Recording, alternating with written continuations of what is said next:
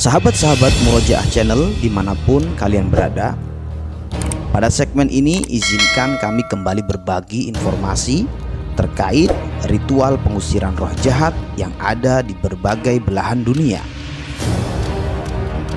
Bagi pemercaya konsep afterlife, rasanya sudah tidak asing lagi dengan kasus-kasus arwah atau roh jahat yang memasuki tubuh manusia yang masih hidup. Pada beberapa kasus, hal ini dapat mengganggu tubuh mortal yang dihinggapi oleh arwah tersebut. Sehubungan dengan itu, kali ini kita akan membahas tentang ritual pengusiran roh jahat yang ada di dunia. Berikut ritual-ritualnya.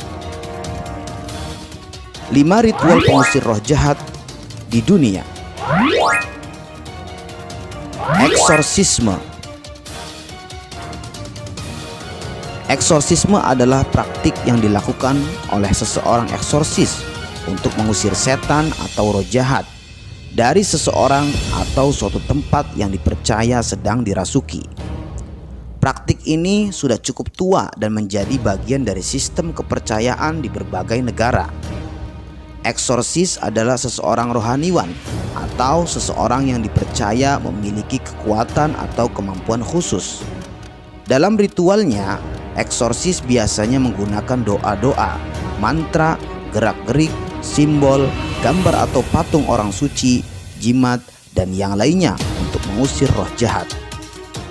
Sang eksorsis seringkali memohon bantuan Tuhan atau beberapa malaikat dan malaikat agung lainnya untuk membantu dalam ritual eksorsisme. Dalam kepercayaan ini, orang yang sedang kerasukan setan tidak dianggap sebagai setan itu sendiri. Bahkan, kelakuan yang ia lakukan selama ia kerasukan tidak dianggap sebagai kelakuan asli orang tersebut.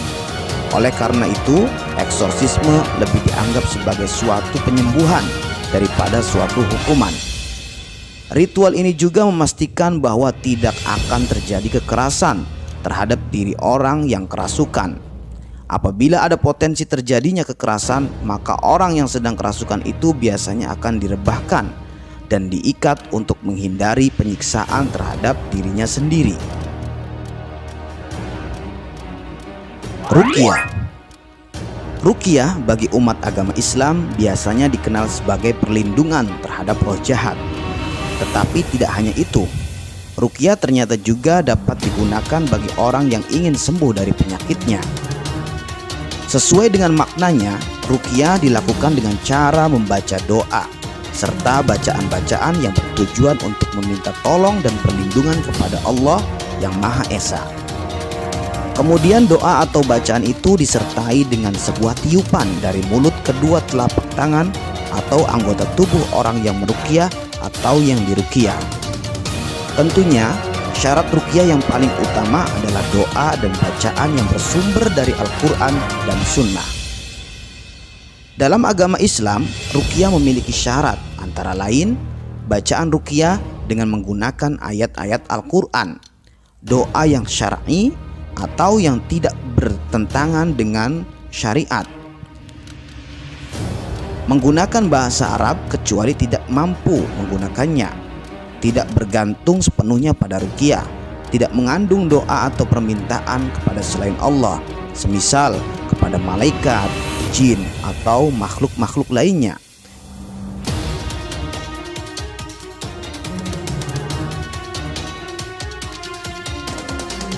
Sanghyang Bali, Indonesia. Sanghyang merupakan upacara tarian suci di Bali. Upacara ini bertujuan untuk memasukkan dewa hyang atau roh penyelamat ke dalam tubuh penarinya. Penari-penari dari upacara ini biasanya dilakukan secara sukarela. Tujuan dari upacara Sanghyang ini adalah untuk menyucikan masyarakat serta tempat-tempat dari pengaruh roh-roh jahat dan keseimbangan spiritual. Harai atau Harai, Jepang. Harai atau Harai adalah ritual penyucian dalam agama Shinto. Meski seringkali dideskripsikan sebagai ritual penyucian, tetapi Harai juga termasuk ke dalam ritual pengusiran setan atau eksorsisme.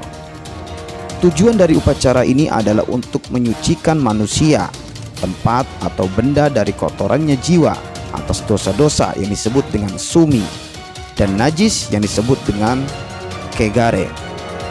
Ritual harai dilakukan dengan berbagai cara. Salah satunya adalah dengan membasuh wajah dan tangan menggunakan air dan garam. Kemudian pendeta Shinto mengibaskan potongan kertas besar yang sudah disatukan bernama onusa atau harai gushi kepada objek yang ingin disucikan. Dalam adat yang lain, ritual ini juga biasanya dilakukan dengan menyipratkan garam ke tubuh manusia yang sehabis menghadiri pemakaman. Masyarakat Gurage Afrika. Bagi orang Gurage di Ethiopia, kerasukan roh adalah sebuah kepercayaan umum. Kerasukan roh biasanya disebabkan oleh budaya masyarakat Gurage mengenai makanan dan kelaparan. Ketika mereka memiliki persediaan makanan yang berlimpah, tekanan budaya memaksa seseorang Gurage untuk memutuskan apakah dia akan membaginya dan memenuhi kewajiban sosial atau menimbun serta memakannya secara diam-diam. Hal ini kemudian menimbulkan kecemasan yang berlebihan. Kerasukan ditandai dengan gejala hilangnya nafsu makan, mual, dan serangan sakit perut yang parah. Jika semakin parah, korban bisa pingsan, sulit bernapas, kejang, gemetar, bahkan kelumpuhan dalam skala yang sudah ekstrim.